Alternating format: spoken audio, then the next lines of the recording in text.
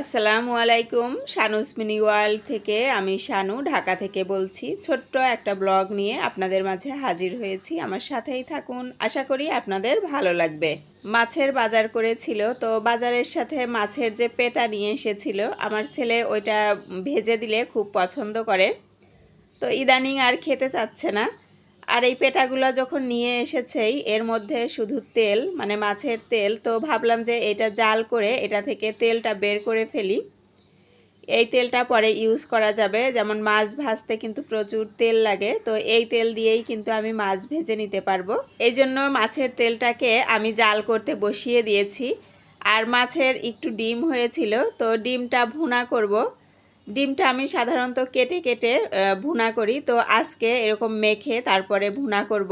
কাঁচামরিচ এনেছিল বাজার থেকে, তো কাঁচামরিচগুলা ভাবছিলাম যে বুয়াকে দিয়ে বুটা ফেলে রাখবো, তো আমার আর মনে নাই, বুয়া শুধু সবজি কেটে দিয়ে চলে গিয়েছে। তো এখন আমি এগুলা বোটাগুলা ফেলে দিব, আর যা রান্নার জন্য প্রয়োজন সেগুলো ধুয়ে কেটে নিব, কারণ ডিম ভুনায় একটু কাঁচামরিচ লাগবে। আমি শুধু কাঁচামরিচ দিয়েই বেশি রান্না করব, অল্প গুঁড়ামরিচ ইউজ করব। মাছের এই তেল থেকে কিন্তু লিকুইড তেলটা বের হওয়া শুরু হয়েছে। এই তেল দিয়েই আমি রান্না বসাবো, আর এটা কিন্তু ঢেকে রাখতে হবে, না হলে কিন্তু ফুটে গায়ে আসার একটা সম্ভাবনা আছে। আর এই তেল দিয়ে যদি মাছ ভাজা হয়, তেলটা কিন্তু পরিমাণে কম লাগে। যাই হোক, আমি এখন ডিম ভুনাটা বসিয়ে দিচ্ছি। আর এটা কিন্তু মাঝে মাঝে নেড়ে দিতে হবে, না হলে এই যে তেলের চর্বির যে ইয়েটা আছে এগুলো পুড়ে যাবে, তখন কিন্তু আর ভালো লাগবে না, তেলটাতেও একটা স্মেল চলে আসবে। পেঁয়াজটা ভাজা হয়ে গেলে তার মধ্যে আমি যে ডিমটা চটকিয়ে রেখেছিলাম এটা দিয়ে দিব। ডিম দেওয়ার পরে একটু ছিটে আসছিল, রান্নার সময় ছিটে আসলে আমার খুব বিরক্ত লাগে, তো একটু পানি দিয়ে দিলাম যেন ছিটে না আসে। ডিম কি নর্মালি এরকম ছিটে আসে কি না এটা আমার জানা নাই, বেশি একটা তো রান্না করা হয় না, যার জন্য এত বলতে পারছি না।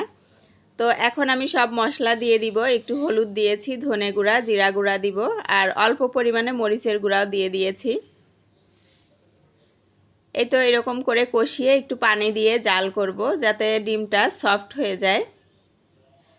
আর পাশের চুলায় কিন্তু আমি পেঁপে বসিয়েছি, পেঁপে রান্না করব। আর তেলটা রেডি হয়েছে, আমি একটা কাপে ঢেলে রেখে দিব, পরে একটা টিস্যুর মাধ্যমে সেকে নিব। এতে করে তেলটা কিন্তু একেবারে ফ্রেশ হয়ে যাবে।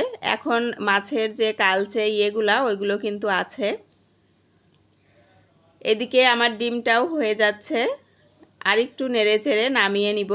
আর ডিমের মধ্যে কিন্তু আমি রসুন আর একটু গরম মশলা দিয়েছি।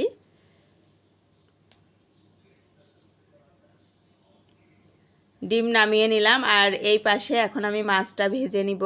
মাছ রান্না করব, যেহেতু আজকে মাছের মাথা প্লাস মাছ বের করেছি।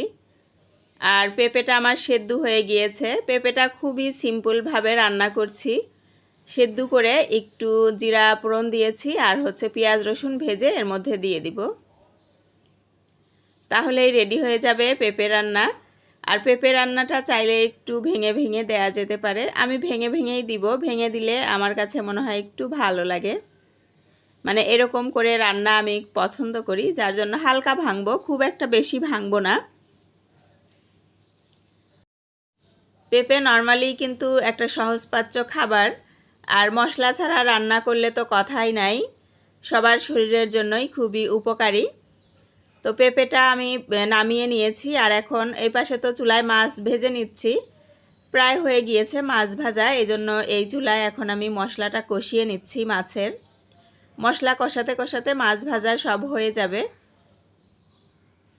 যারা ভিডিওর এই পর্যন্ত এসেছেন, যদি এখনও লাইক না দিয়ে থাকেন, প্লিজ একটা লাইক করে দিবেন। আর নতুন কেউ থাকলে চ্যানেলটিকে সাবস্ক্রাইব করে আমার পাশেই থেকে যাবেন। আর রান্নার ফাঁকে ফাঁকে আমি কিন্তু অন্যান্য কাজগুলোও করে নিচ্ছি। আমি বুয়াকে দিয়ে আদা কেটে রেখেছিলাম, তো আদার পেস্ট এটা করে নিয়ে আসলাম ব্লেন্ডারে। এটা এখন বক্সে করে ফ্রিজে রেখে দিব।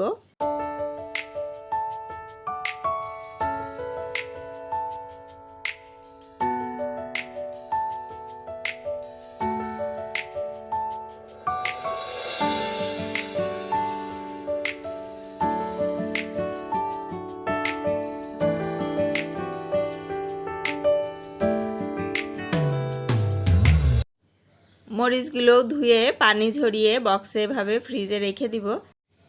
এদিকে মাছ রান্নাটাও হয়ে গিয়েছে, এটা আমি এখন নামিয়ে নিব। চুলায় আমি আরও একটা কড়াই দিয়ে দিব, একটু ভাত ভুনা করব।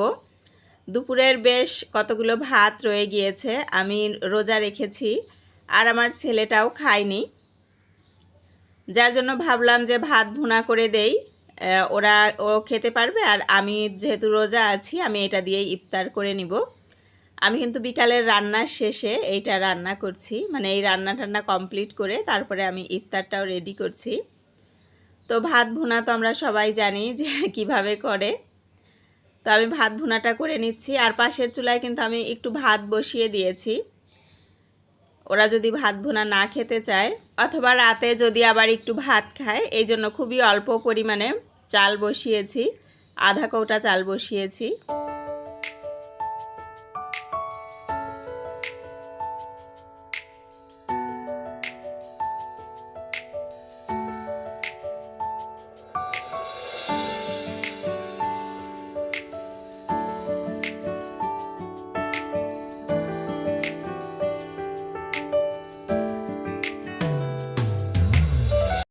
দুই দিন ধরে যেহেতু খুব বৃষ্টি হচ্ছে ঢাকায় আমাদের এখানে, তো ইফতারের পরে কিন্তু একটু চা খেতে ইচ্ছা হবে, যার জন্য আমি চায়ের পানিটাও ফুটিয়ে নিলাম, পরে চা বানিয়ে তারপরে খাবো।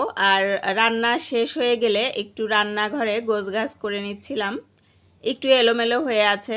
আর আমার বাচ্চারা এই ম্যাচগুলা নিয়েও খেলা করে, ওদের এটাও একটা খেলনা, তো এগুলো আমি আজকে কৌটায় রেখে দিব, তারপরে ওরা ওইখান থেকে বের করে করে নিয়ে নেয়। আর এখানেও একটু মুছে নিব, একটু ধুলা পড়েছে, ধুলা অল্প পড়েছে কিন্তু একটু বেশি দেখা যাচ্ছে, কারণ আমার বাচ্চারা এখানে আটা ফেলেছে, কারণ আটা তো একটু উঠতে থাকে, তো ওইটা ডাস্টের মতোই, এই জন্য একটু বেশি দেখা যাচ্ছে। তো আমি এখানে একটু মুছে নিচ্ছি, সাবান দিয়ে একটু ডলে তারপর ন্যাকড়া দিয়ে মুছে নিব, পরিষ্কার হয়ে যাবে। আর রান্নাঘরের বাকি কাজগুলোও করে নিব। আমি এই গাছটা সবসময় কিচেনেই রাখি, মাঝে মধ্যে জানালার পাশে রেখে দেই, ইদানিং আমি জানালার পাশেই বেশি রাখছি। তো এই পাতাগুলোতে হালকা তেল চিটচিটে হয়ে যায় অনেক সময়, তো আমি সাবান পানি দিয়ে এগুলোকে ধুয়ে নেই।